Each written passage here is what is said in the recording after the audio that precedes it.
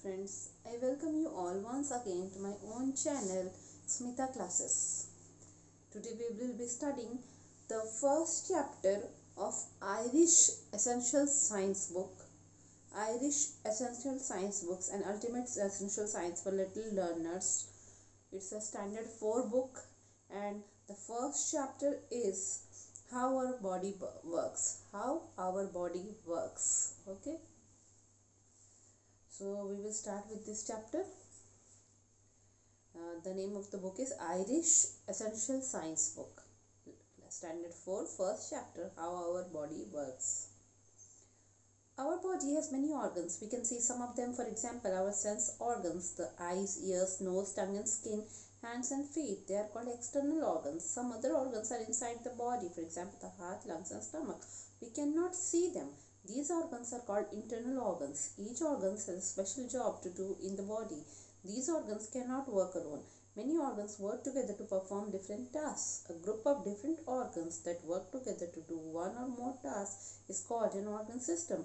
For example, our body uses organs such as the mouth, stomach, intestine and liver to digest the food we eat. These organs are a part of the organ system called digestive system. क्या है, हमारी body के बहुत सारे organs होते हैं हमारी body में, है ना। हमारा बॉडी क्या जैसे बना है, सेल्स से बना हुआ है। एक ग्रुप ऑफ सेल्स होकर टिश्यू बनता है और एक ग्रुप ऑफ टिश्यूज मिलके ऑर्गन बनाता है। ठीक है, ग्रुप ऑफ सिमिलर टिश्यूज मिलके एक तरह का ऑर्गन बनाता है। तो जो है हमारी बॉडी में इस तरह बहुत सारे ऑर्गन्स हैं जो कि अलग अलग फंक्शन करते हैं। ठीक है, कुछ कुछ ऑर्गन्स को हम लोग देख सकते हैं, जैसे हमारे सेंस ऑर्गन्स को, आईज, ईयर, नोज, टंग, स्किन, ये सब को हम लोग देख पाते हैं। हमारे हैंड्स और फीट भी ऑर्गन है, हाथ और पैर, वो सब भी हम लोग देख पाते हैं। तो ये सब क्या है, एक्सटर्नल ऑर्गन है। जिन ऑर्गन को, हमारे बॉडी के जिन अंगों को हम बाहर से देख पा रहे हैं उनको कहते हैं एक्सटर्नल ऑर्गन।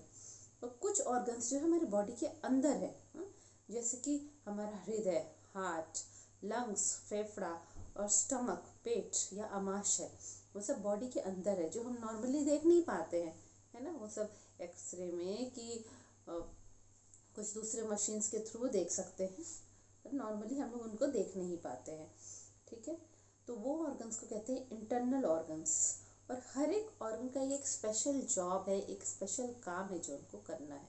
तो हमने पढ़ा ना, इंटरनल ऑर्गन और एक्सटर्नल ऑर्गन, और हर एक ऑर्गन अपना अपना एक स्पेशल काम करता है। जैसे हमारी आँखें देखने का काम करती है, हमारे हाथ काम करने के लिए बनाए गए हैं, है ना। अच्छा, अब ये ऑर्गन्स कोई भी ना अकेला काम नहीं कर सकता है। बहुत सारे ऑर्गन को एक साथ मिल के अलग अलग टास्क करना पड़ता है, अलग अलग काम करना पड़ता है।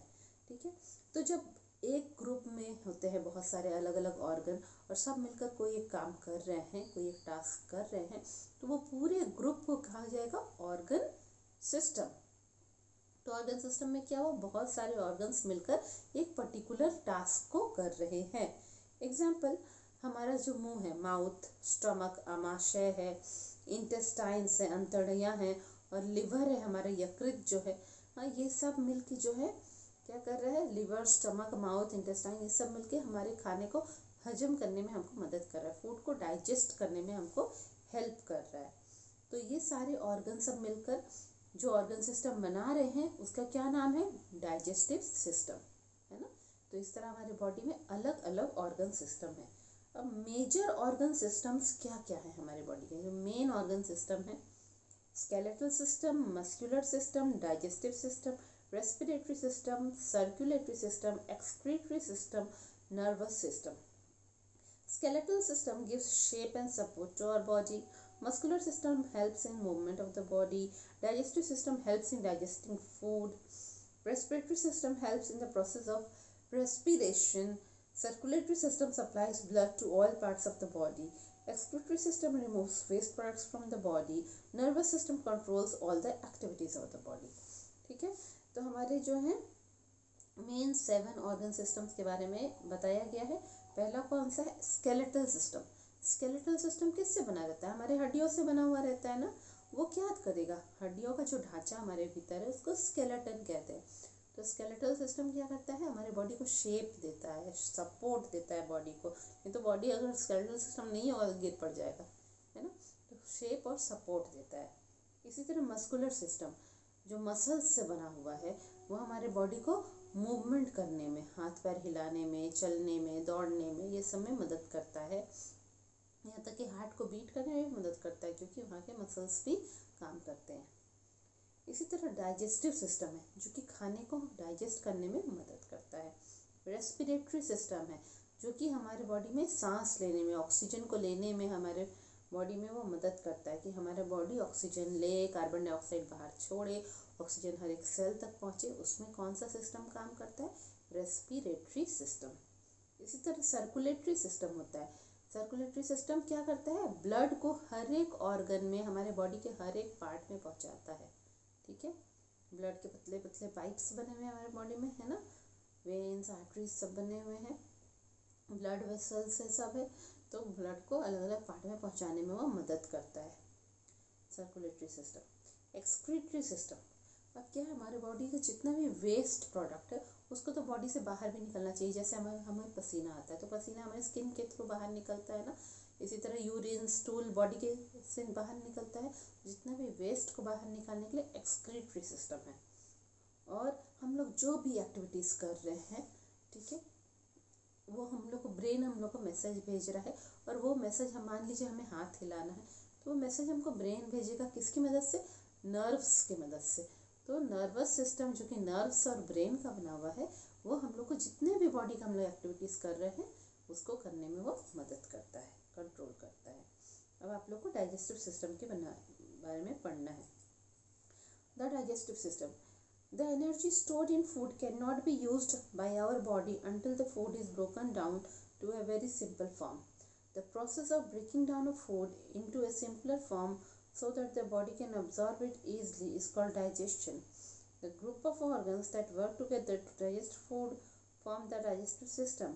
The organs of the digestive system are the mouth, food pipe, stomach, small intestine, pancreas, liver and large intestine. ठीक है, तो हम लोग खाना क्यों खाते हैं? एनर्जी लेने के लिए। ठीक है, तो जो भी एनर्जी खाने में है वो हमारे बॉडी उसको यूज़ कर पाए।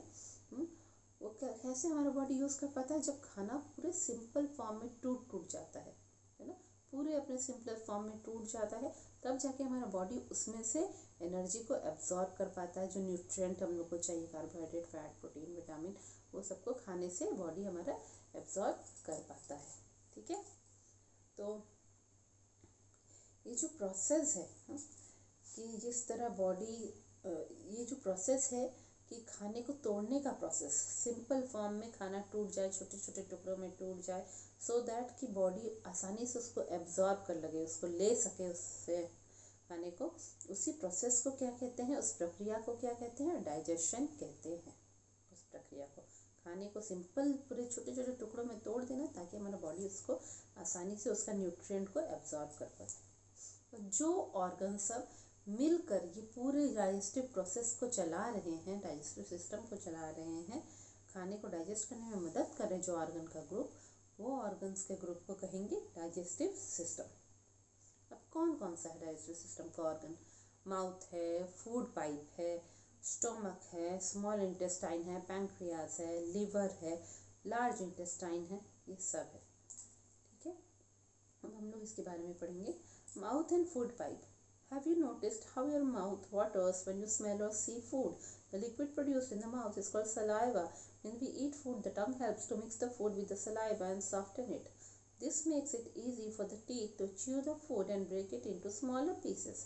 Saliva also begins to break down the starch, carbohydrates present in the food. The food then passes into the food pipe. From the food pipe, the food enters the stomach.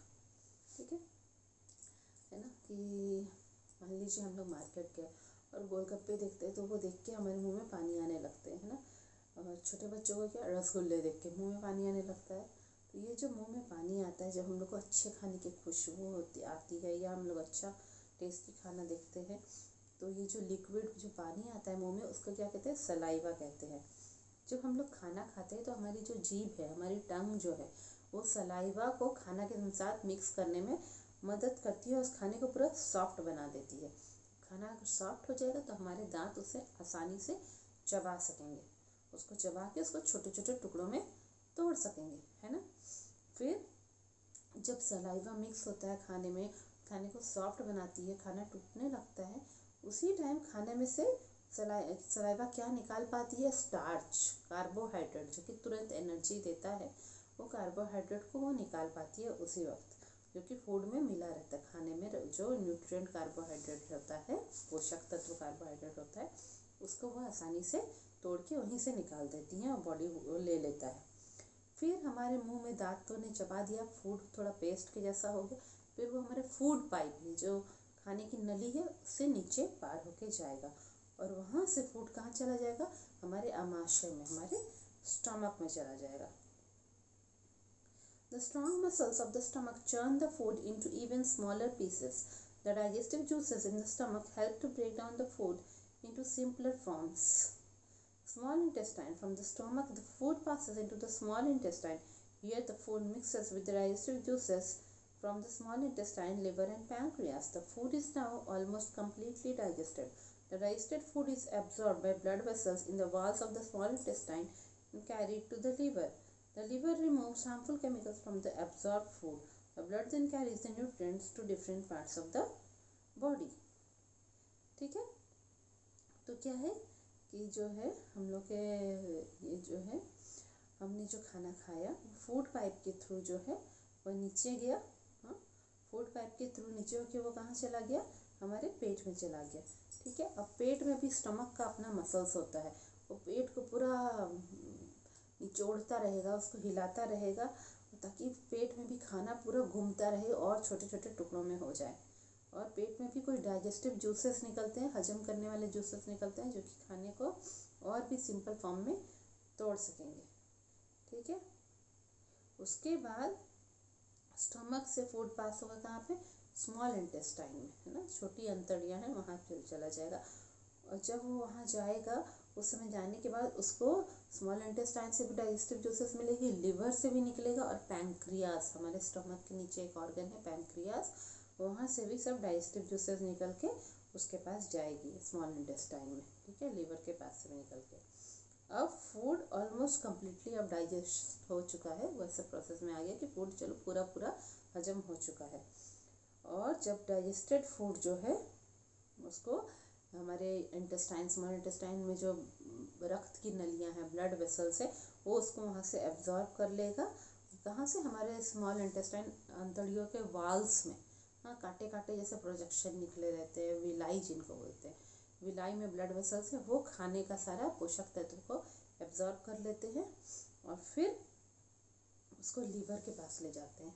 जब वो liver के पास उस खाने को ले जाते हैं तो वो लीवर क्या करता है, देखिए हम लोग जितना भी खाना खा रहे हैं पोल्यूशन के कारण सब में कुछ ना कुछ गंदगी आ ही जाती है, हाँ, इम्प्योरिटी आ जाता है। तो जब हम लोग उसको लीवर के पास चले जाते हैं तो क्या करता है, लीवर उसका सारा हार्मफुल केमिकल को हटाने की कोशिश करता है। वो जो फूड अब्जॉर्ब किया है ब्लड वेसल्स ने, वहाँ से वो हार्मफुल केमिकल को हटाने की कोशिश करता है और अच्छा खाना हमारे बॉडी को लेने के लिए छोड़ता है। फिर ब्लड वहाँ से जो न्यूट्रिएंट है, fat, protein, vitamin, carbohydrate, nutrient को ब्लड बॉडी के अलग अलग पार्ट में पहुँचाता है, शुद्ध खाने को पहुँचाता है। अब है large intestine. The undigested food in the small intestine passes into the large intestine. The large intestine absorbs water from the undigested food. What is left behind is the solid waste. The solid waste goes out of the body through the anus. क्या है कि food मुंह में गया, मुंह में saliva से mix हुआ, स्टमक फूड पाइप में गया, वहाँ से स्टमक में गया, स्टमक से स्मॉल इंटेस्टाइन में गया, स्मॉल इंटेस्टाइन में कम्प्लीटली डाइजेस्ट हुआ, वहाँ से वहाँ के वाल्स में ब्लड वेसल था, वो उसको एब्जॉर्ब करके लीवर के पास ले गया। लीवर उसको थोड़ा फिल्टर किया, उससे जो हार्मफुल केमिकल को हटा के उसको ब्लड के थ्रू अलग अलग जगह बॉडी पार्ट्स में भेज दिया। पर उसका क्या, जो अनडाइजेस्टेड फूड रह गया, जो खाना हजम नहीं हो पाया, जो हजम होने लायक था नहीं, है ना, वो स्मॉल इंटेस्टाइन से कहाँ चला जाता है, लार्ज इंटेस्टाइन में। और लार्ज इंटेस्टाइन क्या करता है, वो खाने में पानी भी मिला रहता है तो वो पानी को एब्जॉर्ब कर लेता है, मतलब पानी की ज़रूरत है, पानी को वो ले लेता है और सॉलिड वेस्ट रहने देता है। और वो हमारी बॉडी में एनस जो है उसके थ्रू जो है वो सॉलिड वेस्ट निकल जाता है बाहर ना। जब सुबह सुबह हम लोग बाथरूम जाते हैं वो सॉलिड वेस्ट स्टूल के रूप में निकल जाता है। ठीक है, अब है कि अपने बॉडी को हेल्दी रखने के लिए और ताकि हमारा खाना अच्छे से डाइजेस्ट हो, हम लोग को क्या करना चाहिए। ठीक है, बेहतर हमारा खाना डाइजेस्ट हो उसके लिए हम लोग को हमारा खाना फिक्स टाइम में खाना चाहिए, है ना। आज सुबह 8 बजे खाए, कल खाएंगे 11 बजे सुबह, ऐसे नहीं, सब फिक्स टाइम में खाना चाहिए। और निगलने से पहले खाने को बहुत अच्छे से चबाना चाहिए ना, ये बार बार लोग कहते हैं, अभी हम लोग भूलते जा रहे हैं ये बात, पर खाना अच्छे से चबाने से क्या होता है, पतले रहेंगे आप, मोटे नहीं होंगे, खाना अच्छे से डाइजेस्ट होगा। फाइबर रहना चाहिए हमारी बॉडी में, खाने में रफेज होना चाहिए, जैसे कि सलाद वगैरह, ग्रीन लीफी वेजिटेबल, जो कि डाइजेशन करने में मदद करे। और ऐसा खाना कम खाना चाहिए जिसमें हाई फैट्स हो, ज़्यादा ऑयली खाना बिल्कुल नहीं खाना चाहिए। उसको बहुत कोशिश करनी चाहिए कम खाने का। प्लेंटी ऑफ वाटर, बहुत पानी पीना चाहिए, ओवर ईटिंग नहीं करना चाहिए, और एक्सरसाइज रेगुलरली होना चाहिए। ठीक है, तो ये हम लोगों ने डाइजेस्टिव सिस्टम के बारे में पढ़ा। अब हम लोग हमारे दांतों के बारे में पढ़ेंगे। ठीक है, our teeth breaks down food into smaller pieces, they help us to bite, tear and grind food. We get 2 sets of teeth in our lifetime, temporary and permanent. The temporary teeth are called milk teeth. They begin to grow when a baby is 6 months old and continue to grow for 3 years. We grow 20 temporary teeth, 10 in the upper jaw and 10 in the lower jaw. Milk teeth begin to fall when a child is 5 or 6 years old. The teeth that grow in place of milk teeth are called permanent teeth. The permanent teeth remain with a person throughout her or his life if he takes good care of them. There are 32 permanent teeth, 16 in each jaw. हमारा दांत भी बहुत important है, वो खाने को छोटे pieces में तोड़ने में मदद करता है, हम लोग को अच्छी तरह से खाने को चबाने में मदद करता है, खाने को खींच के खाने में, टीयर करके खाने में मदद करता है, ग्राइंड करने में, चबाने में, पेस्ट बनाने में मदद करता है दांत। ठीक है, हम लोग पूरे अपने जीवन में 2 सेट मिलता है दांतों का। एक जो हम लोग बोलते हैं टेम्पोररी टीथ, जो दूध के दांत बोलते हैं, वो हम लोग को छोटे में मिलता है ना, जब उसको मिल्क टीथ बोलते हैं ना, दूध के दांत। जब बच्चा 6 मंथ्स ओल्ड होता है तो धीरे धीरे उसके मिल्क टीथ निकलना शुरू होता है, और जब तक वो 3 इयर्स का होगा तब तक मिल्क टीथ उसका निकलता रहता है। ठीक है, फिर उसका मिल्क टीथ टोटल कितना होता है, 20 होता है। ऊपर अपर जॉ, ऊपर के जबड़े में 10 टीथ और नीचे के जबड़े में 10 टीथ, है ना, तो 20 मिल्क टीथ होता है। ठीक है, अब जब बच्चा 5 या 6 इयर्स का हुआ तो धीरे करके उसके एक करके मिल्क टीथ गिरने लगेंगे, और जब मिल्क टीथ गिरेंगे तो उनकी जगह नए टीथ उग के आएंगे, नए दांत उग के आएंगे, जो कि कहलाएंगे क्या, परमानेंट टीथ कहलाएंगे। और वो परमानेंट टीथ वो बच्चे के साथ जीवन सारा रहेंगे। ठीक है, वो नहीं गिरते हैं जब तक कि अगर आप अच्छी केयर ले रहे हैं अपने टीथ की, रेगुलरली ब्रश कर रहे हैं, रिंस कर रहे हैं माउथ को, तो आपके परमानेंट टीथ नहीं गिरते हैं। ठीक है, टोटल परमानेंट टीथ कितने होते हैं, 32 होते हैं अपर जॉ में। हाँ, ऊपर के जबड़े में 16, नीचे के जबड़े में 16, तो 32 परमानेंट टीथ होते हैं। काइंड्स ऑफ टीथ, अब टीथ भी अलग अलग तरह के होते हैं, उनका अलग अलग नाम है कि टीथ किस किस तरीके के होते हैं। ठीक है, तो काइंड्स ऑफ टीथ में हम लोग आएंगे, जो है 4 kind. We have 4 kinds of teeth: incisors, canines, premolars and molars. The shape of each tooth helps it to carry out different functions. The 4 front teeth in each jaw are called incisors. Say incisors. We use them to bite our food. On both sides of the incisors there are sharp and pointed teeth that are used to tear food. These are called canines. We have 4 canines, 2 in each jaw. The teeth at the back of the mouth are wide and flat. These are called premolars and molars. Premolars cut and grind food. Molars crush and grind food. We have 4 premolars and 6 molars in each jaw. 4 तरह के हमारे दांत होते हैं, incisor, canines, premolars और molars. जो सामने के 2 दांत हैं, ऊपर और नीचे बिल्कुल फ्रंट में जो है, वो कहलाएंगे क्या, इंसिजर कहलाएंगे। वो खाने को काटने में मदद करते हैं। ठीक है, अब इंसिजर्स के सामने के 2 दांत के साइड के जो नुकीले दांत होते हैं, ठीक है, पॉइंटेड और शार्प, तेज होते हैं बहुत, और पॉइंटेड दांत होते हैं, उनको कैनाइंस कहते हैं। तो सामने के तो 2 ऊपर नीचे 4 हो गए, और कैनाइंस कितने हैं, 2 हैं, ऊपर 2 नीचे 2। ठीक है, तो वो भी 4 है। इंसिजर क्या है, सामने के 4 दांत है। 4 front teeth in each jaw, ऊपर के सामने के 4 और नीचे के सामने के 4 दांत जो है वह इंसिजर कहलाएंगे। उसके बाद ऊपर के 2 साइड के नुकीले दांत और नीचे के साइड के 2 नुकीले दांत वो कहलाएंगे कैनाइन्स। ठीक है। अब उसके बाद जो है, अब थोड़ा सामने से थोड़ा पीछे की तरफ हम लोग जाएंगे तो वहाँ पे चौड़े और फ्लैट दांत होते हैं, उनको हम लोग प्री मोलर्स और मोलर्स कहते हैं। वो क्या करते हैं, खाने को ग्राइंड करने में, चबाने में उसको मदद करते हैं, क्रश करते हैं, जैसे कोई हार्ड चीज़ को तोड़ने में वो मदद करते हैं और ग्राइंड करने में मदद करते हैं। हम लोग 4 प्री मोलर्स है ना। एक्चुअली हमारे 8 प्रीमोलर से 4 ऊपर के जबड़े में है और 4 नीचे के जबड़े में है, तो हुए 8 प्रीमोलर्स। और उसी तरह उसके बाद मोलर्स है, तो 6 मोलर्स ऊपर के जबड़े में, 6 मोलर्स नीचे के जबड़े में। तो देखिए हम लोग काउंट करेंगे, 6 ऊपर 6 नीचे मोलर्स, तो कितने हुए, 12 हुए। 4 प्रीमोलर्स ऊपर 4 प्रीमोलर्स नीचे, कितने हुए, 8 हुए। 12 + 8 20 हो गए। उसके बाद हम लोग देखेंगे कि कैनाइन्स, ऊपर 2 और नीचे 2, तो 4 24 हो गए, है ना।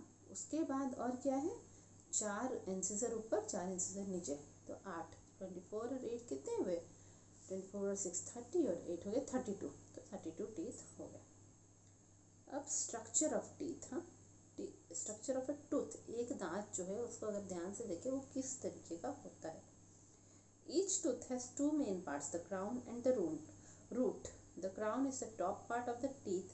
It is seen above the gum. The root is the lower part of the tooth. It cannot be seen as it is inside the gum. It holds the tooth firmly in place. The tooth has 3 layers. The outer white layer is called enamel. The enamel is the hardest part of the body. The middle layer of the tooth, which is slightly yellow, is called dentine. This is softer than enamel. The innermost layer of the tooth is called pulp. The pulp is soft and has blood vessels and nerves.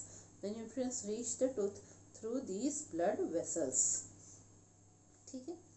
तो दांत का वो हिस्सा जो हमारे gums के बाहर, मसूड़ों के बाहर ऊपर की तरफ दिखाई देता है, वो क्या कहलाएगा, वो जो है वो टूथ का क्राउन है। ठीक है, जो ऊपर की तरफ होगा। और टूथ का कुछ पार्ट मसूड़ों के अंदर घुसा हुआ है, उसको रूट ऑफ द टूथ कहेंगे। रूट नीचे रहेगा मसूड़ों के अंदर, गम्स के अंदर पूरा टाइटली पकड़ के रखता है गम्स के साथ, और क्राउन ऊपर वाले पार्ट को कहेंगे। अब ऊपर वाले पार्ट में क्राउन जो है वही हम लोग को दांत दिखाई दे रहा है। अब उस दांत का भी 3 लेयर है। तो सबसे बाहर का वाइट कलर जो हम लोग को दिखाई देता है वो है इनेमल है, जो कि बहुत ही हार्ड पार्ट है। उसके अंदर और एक लेयर होता है जो कि हल्का येलो कलर का होता है, उसको डेंटाइन कहते हैं। टूथ के अंदर ये जो है इनामल के अंदर एक पतला लेयर और होगा, उसको डेंटाइन कहेंगे।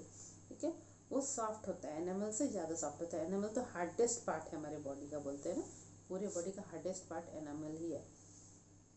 उसके अंदर डेंटाइन, उसके अंदर और एक लेयर है हम लोग को जो दिखाई नहीं देता, वो पल्प कहलाता है। वो बहुत सॉफ्ट है और उससे जो है ब्लड वेसल्स सारे जा रहे हैं, नर्व्स उससे जुड़े हुए हैं, ब्लड वेसल्स सारे जुड़े हुए हैं पल्प से।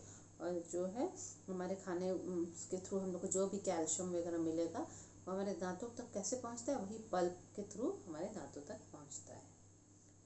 Taking care of teeth, as we know teeth helps us to eat food, they give shape to the face and also help us to speak clearly. Take care of the teeth, to take care of the teeth, one must eat a healthy diet containing milk, yogurt, fruits and green vegetables. Wash the mouth after eating. Avoid having too many sugary foods or soft drinks. The sugar in sweet food stays on the teeth for a long time and makes it easy for the germs to grow in large numbers. Brush teeth twice a day, once in the morning and at bedtime. See a dentist regularly. ठीक है, अब क्या है कि कैसे हम लोग अपने दांतों की देखभाल कर सकते हैं, क्योंकि दांत हमको खाना खाने में मदद करते हैं, है ना। तो बहुत इम्पोर्टेंट है हमारे लिए। हमारे पूरे चेहरे को वो एक आकार देते हैं, शेप देते हैं, और हम लोग को क्लियर बात करने में वो मदद करते हैं। कैसे हम बोल पाए उसमें वो क्लियरली हम बोल पाए, उसमें भी दांत हमारी मदद करते हैं। तो दांत की केयर लेने के लिए क्या करना चाहिए, हम लोग को हेल्दी खाना चाहिए, जिसमें दूध हो, दही हो, फ्रूट्स हो, फल हो और हरी सब्जियां हो। दूध, दही, फल और हरी सब्जियां खानी चाहिए। कुछ भी खाने के बाद मुंह को धोना चाहिए, मुंह में कुल्ली करनी चाहिए। ज़्यादा चीनी वाली चीज़ें नहीं खानी चाहिए, सॉफ्ट ड्रिंक्स जैसे है, कोल्ड ड्रिंक्स जैसा चीज़ या शरबत वगैरह वो भी ज़्यादा नहीं पीना चाहिए। उनमें जो मीठे खाने होते हैं उनमें जो चीनी होती है वो दांतों में चिपक के रह जाती है बहुत समय तक, और उसके कारण आसानी से कीटाणु आपके दांतों में आ सकते हैं, ठीक है, और बढ़ जा सकते हैं। 2 बार ब्रश करना चाहिए सोने से पहले, रात में सोने से पहले, सुबह उठने के बाद। और डेंटिस्ट को बीच बीच में विजिट करना चाहिए, दांतों के डॉक्टर के पास जाना चाहिए। देखिए आपकी बुक में उन्होंने बताया है किस तरह से ब्रश करना चाहिए, ठीक है। सामने के ब्रश को, दांतों को गोल गोल करके ऊपर नीचे ब्रश करना चाहिए, फिर अंदर के दांतों को गोल गोल करके ब्रश करना चाहिए। हाँ, बैक टीथ में इस तरह करेक्ट वेज ऑफ ब्रशिंग बताया है। सामने के दांतों में ऊपर नीचे करना चाहिए गोल गोल करके, फिर अंदर की तरफ भी करना चाहिए, पीछे अंदर, और पूरा अंदर की तरफ के जो फ्लैट दांत है वहाँ पे अंदर गोल गोल करना चाहिए, फिर ऐसे ऐसे भी करना चाहिए, सब बताया गया है। Formation of plaque and decay of tooth, ठीक है।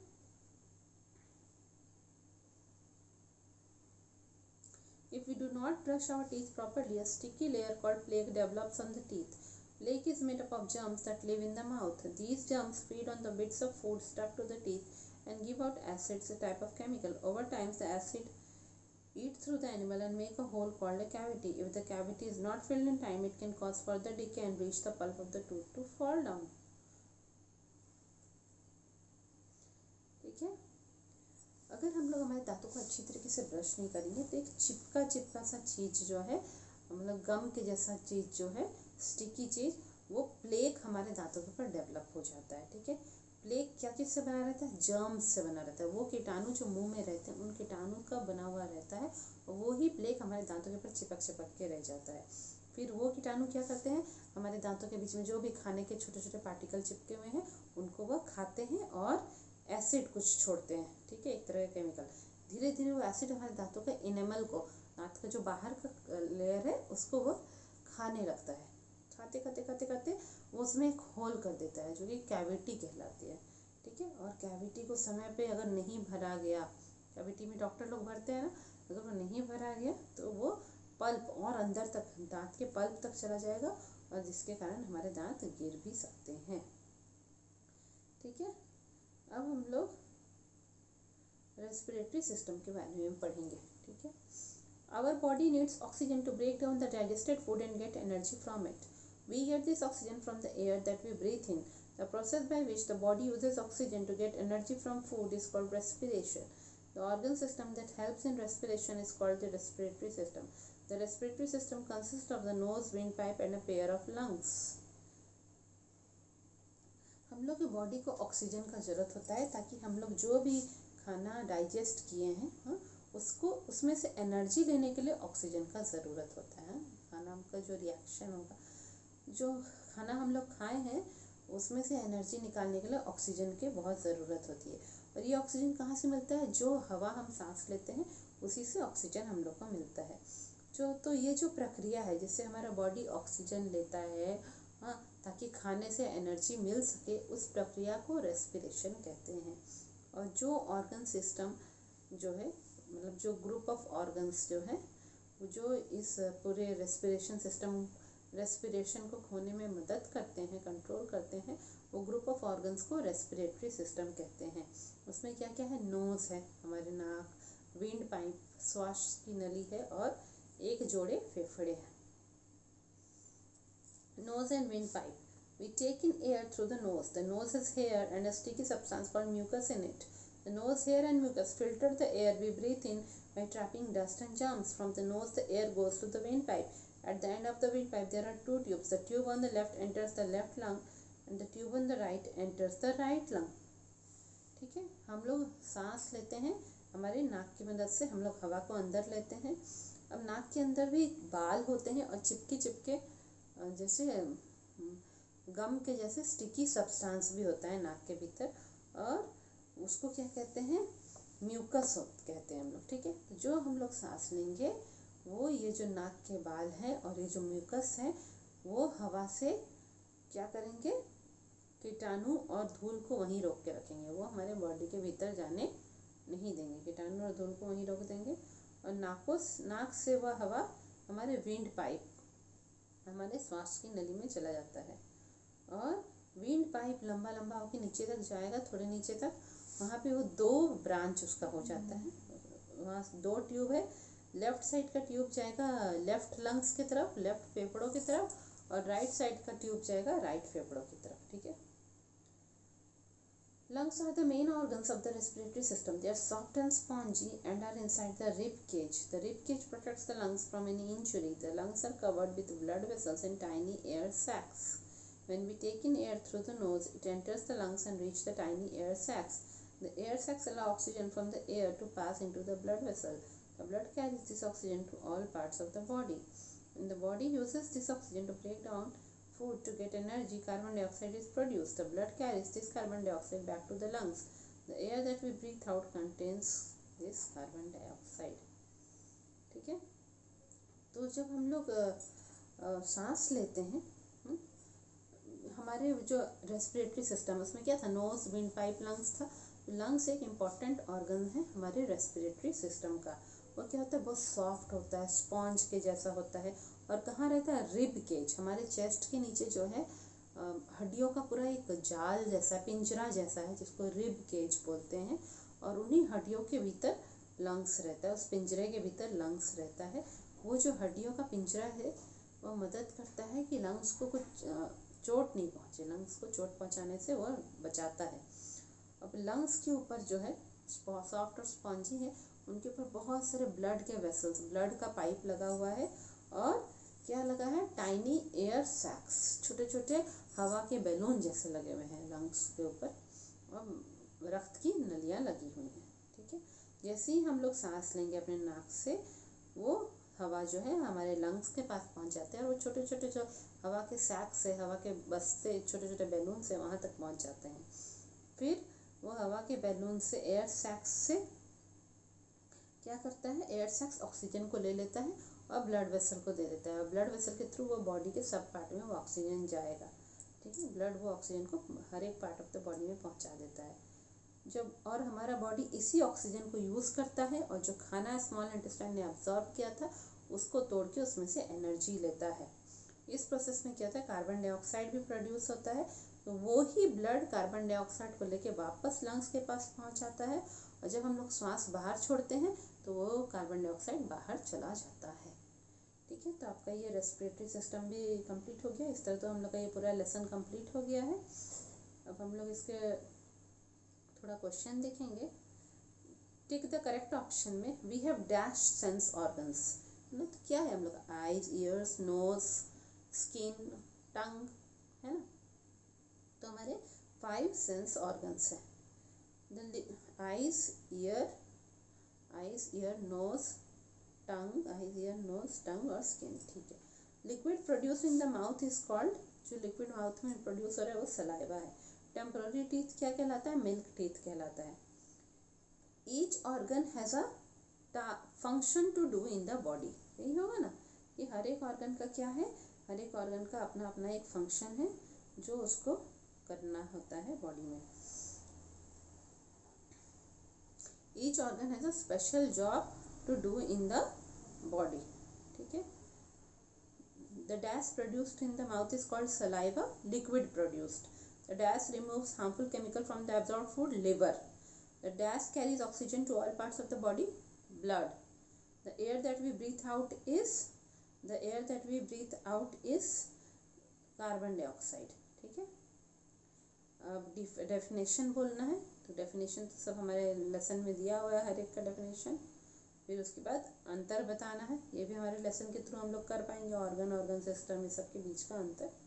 उसके बाद आपके क्वेश्चन आंसर्स है। ठीक है। तो आपका ये चैप्टर खत्म हुआ। लंबा चैप्टर था पर इंटरेस्टिंग था, अच्छा था, सारे बच्चों को बहुत पसंद आएगा। और I hope you all like it and share it with your friends. Okay. और अगर अभी तक आपने सब्सक्राइब नहीं किया मेरा चैनल, तुरंत सब्सक्राइब कर दीजिए। Thank you.